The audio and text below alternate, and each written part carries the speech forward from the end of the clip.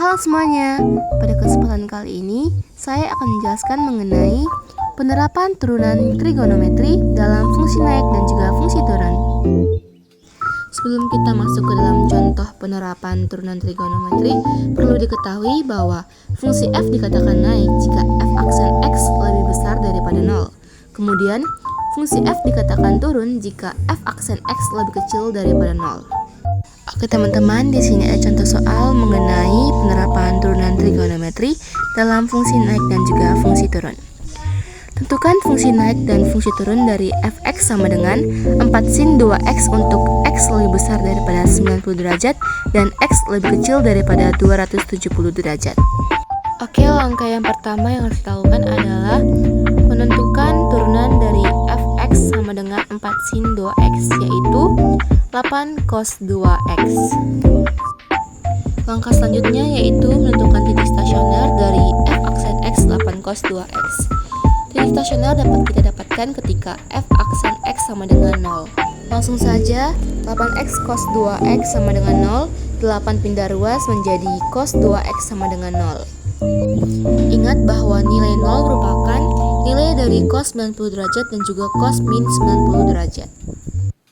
Selanjutnya kita mencari nilai dari cos 2x sama dengan cos 90 derajat, yaitu 2x sama dengan 90 derajat ditambah kelipatan 360. Kenapa kelipatan 360 derajat?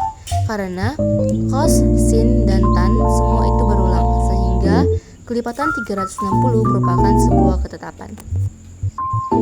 Setelah itu bagi saja dengan 2 agar kita mendapatkan nilai x, yaitu 2x menjadi x, 90 derajat menjadi 45 derajat, dan kelipatan 360 derajat menjadi kelipatan 180 derajat.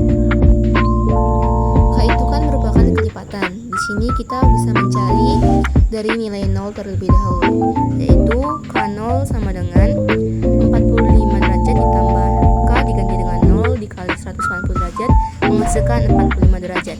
Ingat batasan di awal yaitu x lebih besar daripada 90 derajat, sehingga K0 sama dengan 45 derajat tidak termasuk. Selanjutnya kita akan mencari K kelipatan 1, yaitu 45 derajat ditambah K diganti dengan 1 dikali 180 menghasilkan 225. Kita lihat batasannya, x lebih kecil daripada 270 sehingga 225 termasuk. Selanjutnya kita coba dengan kelipatan K2, yaitu 45 derajat ditambah K diganti 2 dikali 190 derajat menghasilkan 405, di mana 405 sudah melewati batasan, sehingga K2 tidak termasuk.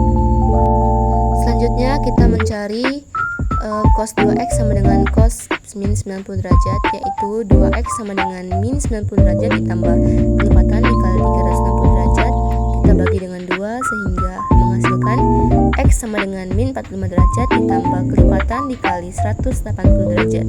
Kita coba dari kelipatan 0, yaitu min 45 ditambah k diganti dengan 0 dikali 180 derajat sehingga menghasilkan min 45 derajat. Kita lihat batasannya, K0 tidak termasuk. Selanjutnya kita coba dengan K1, yaitu min 45 ditambah K diganti dengan 1 dikali 180 derajat sehingga menghasilkan 135 derajat. 135 derajat termasuk. Selanjutnya kita coba dengan K2, yaitu min 45 derajat ditambah kelipatan diganti 2 dikali 180 derajat sehingga menghasilkan 315, dan 315 tidak termasuk ya teman-teman. Sehingga kita dapat lihat di sini bahwa hasil akhirnya itu titik stasionernya 135 derajat dan juga 225 derajat, di mana 225 derajat merupakan titik maksimum dan juga 135 derajat yaitu titik minimumnya. Mengapa demikian?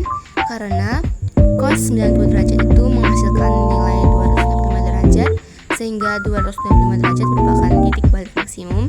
Selanjutnya cos min 90 derajat menghasilkan 135 derajat, sehingga 135 derajat merupakan titik balik minimum.